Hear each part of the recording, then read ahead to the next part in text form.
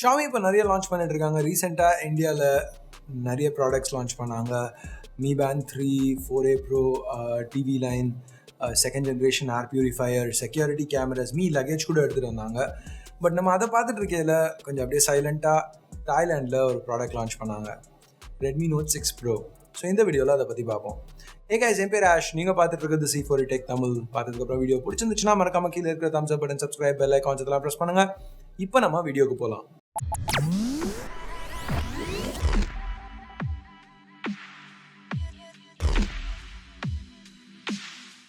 இப்போ Redmi Note 5 Pro நம்ம எல்லாருக்குமே பிடிச்சிருந்துச்சு. ஒரு நல்ல ஆல்ரவுண்ட் பர்ஃபார்மன்ஸ் ஃபோன்னு சொல்லலாம். நல்ல கேமராஸ், டீசெண்டான பில்ட், ஃபாஸ்டான இன்டர்னல்ஸ்.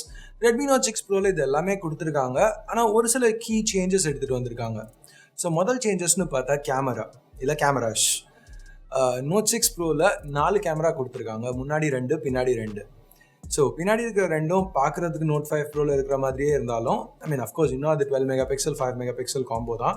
ஆனால் ப்ரைமரி சென்சரில் இப்போ அப்பர்ச்சர் இன்னும் வைடாக இருக்குது. f1.9, இந்தியாவில் விற்கிறதுல f2.2. பிக்சல் சைஸும் பெருசு, 1.4 மைக்ரான்ஸ், இந்தியாவில் 1.25 விற்றுட்ருக்காங்க Redmi Note 5 Proவில்.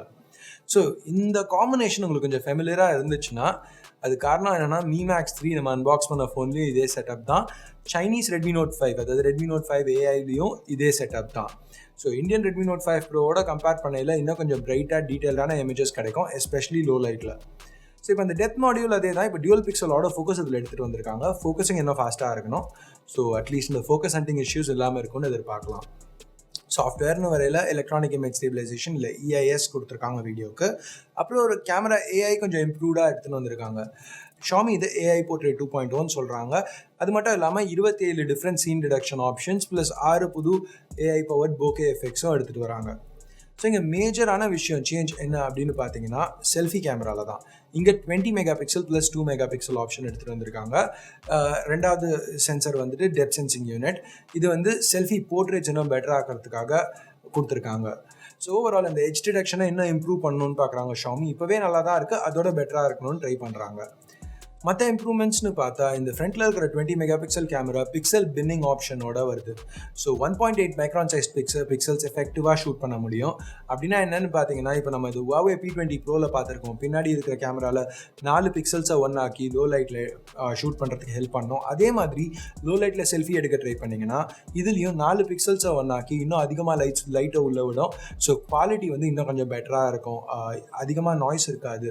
ஸோ அந்த பர்ஃபார்மன்ஸ்க்காக இந்த பிக்சல் பின்னிங் டெக்னாலஜி Xiaomi எடுத்துட்டு வந்திருக்காங்க. ஸோ மூணாவது செல்ஃபி ரியர் கேமராஸ் ரெண்டுத்தையும் தனித்தனி அப்கிரேட்னு வச்சிங்கன்னா மூணாவது, இல்லைனா ரெண்டாவது அப்கிரேட் ஏதோ ஒன்று.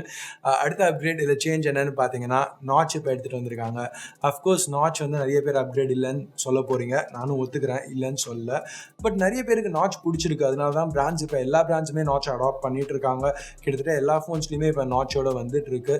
ஸோ Redmi Note 6 Proலையும் இதே மாதிரி Xiaomi நாட்ச் எடுத்துகிட்டு வந்திருக்காங்க. அது ஒரு ஃபீச்சர்னு சொல்லி தான் மார்க்கெட் பண்ணுறாங்க. ஸோ இங்கே ஒரு 6.26 inch Full HD plus LCD panel கொடுத்துருக்காங்க. Peak brightness 500 nits.